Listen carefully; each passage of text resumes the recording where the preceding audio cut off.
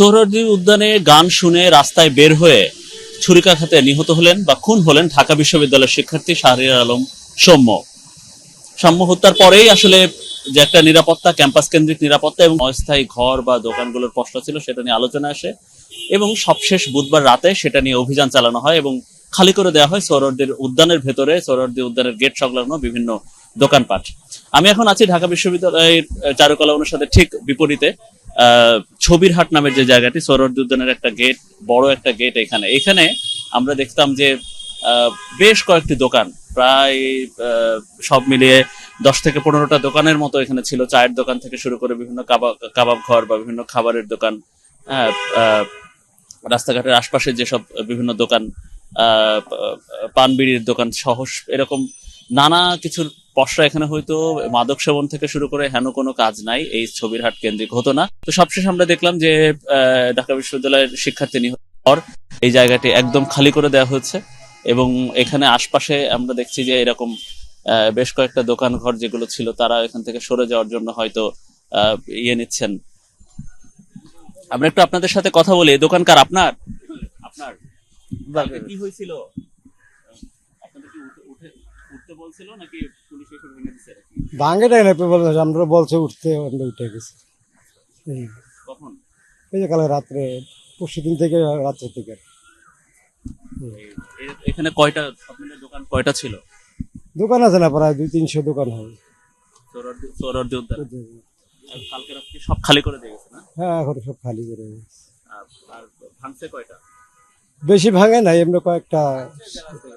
আপনাদের যারা দোকান টোকান ছিল কি করতেছেন এখন? এখন দেখি কি করা যায়, যে আজকে কালকা 2 দিন হইলো। এখন আমরা তো পেটের দিয়ে একটা জায়গা করতেই হবে, দেখে নেই। এখানে যে দোকান দিছিলেন, এটা কারো অনুমতি ছিল নাকি হচ্ছে কারে ভাড়া দিতে হইতো নাকি কি করতে হইতো? না, কেউ অনুমতি ছিল না, এখানে আমরা নিজেরাই বসছি। তো এখান থেকে ভাড়া তুলতো কারা? না, এখন কেউ ভাড়া টাড়া তোলে না। এখন বর্তমানে কেউ ভাড়া টাড়া নেয় না, কেউ এখন, আমরা এইভাবে করতেছি।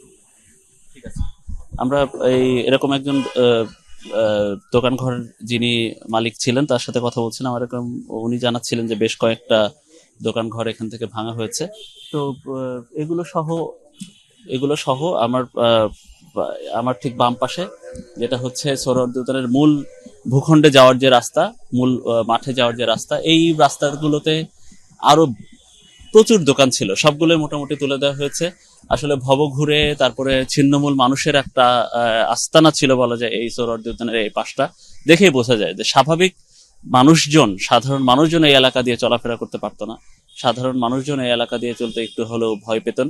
তো বিশ্ববিদ্যালয় বা এই সোহরাওয়ার্দী উদ্যান যাদের যে সরকারের কর্তৃপক্ষের কাছে, তাদের এখন অনেকদিন পরে হলেও টনক নড়েছে যে আসলে হ্যাঁ, এই এলাকাগুলো নিরাপত্তা দরকার, বিশেষ করে মাদক, বিভিন্ন অপরাধ, ছিনতাই থেকে এই এলাকাগুলো আসলে মুক্ত হওয়া দরকার। ছবিরহাট থেকে এরকম আছে, এছাড়াও আরো আছে। সেটা হচ্ছে ঢাকা বিশ্ববিদ্যালয়ের টিএসসি সংলগ্ন যে সোহরাওয়ার্দী উদ্যানের গেট, সেখানেও উচ্ছেদ চালানো হয়েছিল বুধবার রাতে। আর আমি এখন যেখানে আছি এটা টিএসসি সংলগ্ন সোহরাওয়ার্দী উদ্যানের গেট। এই গেটে যারা সন্ধ্যাকালীন বা বিকেলের পরে যারা এসেছেন তারা বলতে পারবেন যে কি একটা ভয়াবহ চিত্র একটা উদ্যানে, বা বাংলাদেশের সবচেয়ে বড় একটা উদ্যান সোহরাওয়ার্দী উদ্যানে। অবিশ্বাস্য কিন্তু সত্য, উদ্যানের ভেতরেই আছে খাবার হোটেল এবং বড় সড়ক একটা স্থায়ী খাবার হোটেল এখানে করা হয়েছে। দেখুন, কাঠের চুলা থেকে শুরু করে এমন কোনো জিনিস নাই অবৈধভাবে এখানে গড়ে তোলা হয়নি। এরকম খাবার হোটেল থেকে শুরু করে আশপাশে প্রায় শুধু এই গেট সংলগ্ন এখানে শতাধিক দোকান ছিল। চায়ের দোকান থেকে শুরু করে নানা ধরনের দোকান এখানে ছিল এবং সেগুলো একটা সন্ধ্যার পর যখন আসলে একটা বিভৎস অবস্থা এখানে তৈরি হতো, একটা অনিরাপদ জায়গা এখানে তৈরি হইতো, যা যে আসলে এখানে পরিবার পরিজনে যারা ঘুরতে আসতেন তাদের জন্য, বা বিশেষ করে নারীরা যারা আসতেন, প্রতিদিনই এখানে কোনো না কোনো অনাকাঙ্ক্ষিত ঘটনা ঘটতো।